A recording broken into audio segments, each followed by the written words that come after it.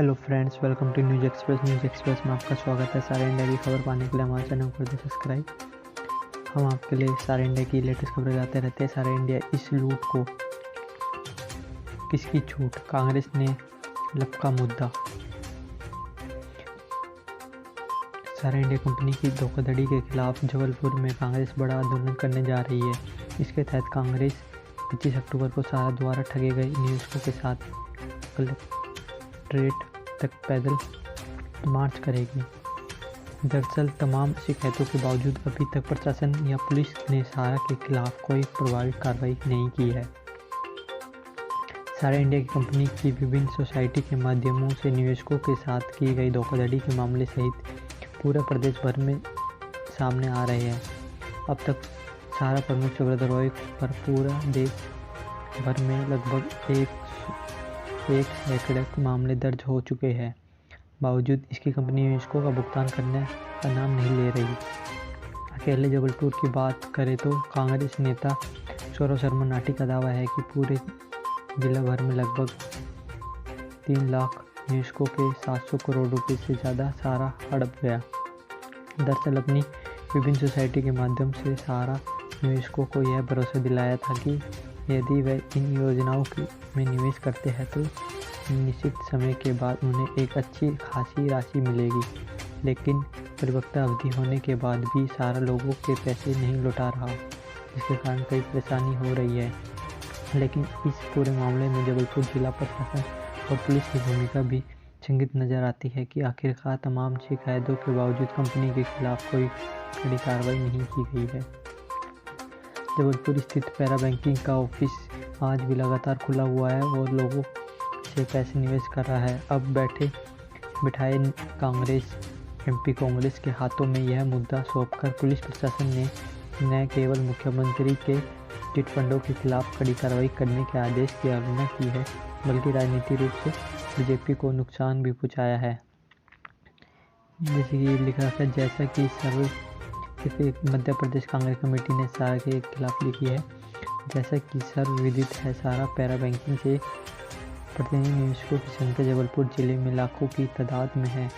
हजारों की तादाद में सारा पैरा बैंकिंग में अभिकर्ताओं के तौर पर कार्य प्रबंध किया है और वह इस विश्वास से किया था कि वह पैरा बैंकिंग कंपनी सरकार से मान्यता प्राप्त है। सारा पैरा बैंकिंग ने नकली विश्वास जिताने में भी कोई कसर नहीं छोड़ी। आज सारा पैरा बैंकिंग का जो भी अरबों खरबों का साम्राज्य है, यह उन निवेशकर्ताओं की बदौलत है जिनने इस कंपनी पर निवेश कर अपने गाढ़े मेहनत की कमाई इस कंपनी को सौंपी। लेकिन सारा कंपनी के द्वारा विगत कई वर्षों से भुगतान के नहीं किए जा रहे हैं। सारा कंपनी के प्रमुख चक्रधरों सहारा के द्वारा समय समय पर भुगतान करने की बात कही जाती है, मगर वह सिर्फ कोरा आश्वासन साबित होता है। सारा पैरा बैंकिंग की इस धोखाधड़ी के चलते जबलपुर के लगभग 3 लाख निवेशकों ने अपने को लुटा